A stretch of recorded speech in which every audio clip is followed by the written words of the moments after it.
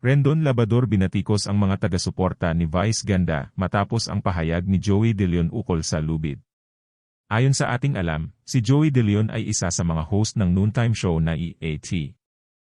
Noong Setyembre 23, 2023, sa isa sa mga segment ng programa, tinanong ni Joey ang isang contestant na magbigay ng mga karaniwang inilalagay sa leeg. Ang sagot ng contestant ay isang listahan ng mga bagay, pero nakalimutan niyang banggitin ang lubid.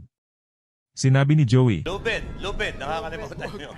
ang komentong ito ay nagdulot ng kritisismo sa social media, kung saan marami ang nag-akusang si Joey ay hindi sensitibo at nagpapalaganap ng karahasan. Naglunsad rin ng investigasyon ang Movie and Television Review and Classification Board o ang MTRCB ukol dito. Samantala, si kontrobersyal na social media influencer na si Rendon Labrador ay nagpahayag ng kanyang mga batikos sa mga taga-suporta ni Vice Ganda, ang unkabogable star at host ng noontime show na It's Showtime.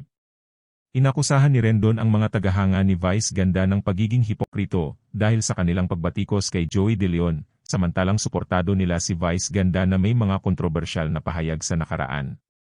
Pinanukala rin ni Rendon na patuloy niyang susuriin ang programa na EAT. Dahil tila wala raw interest si MTRCB Chair Lala Soto na tugunan ito. Ano ang inyong opinyon hinggil sa sitwasyong ito? Tingin niyo ba insensitibo ang pahayag ni Joey De Leon? Tama ba si Rendon sa kanyang pagbatikos sa mga tagahanga ni Vice Ganda? I-share niyo ang inyong mga opinyon sa comment section sa ibaba.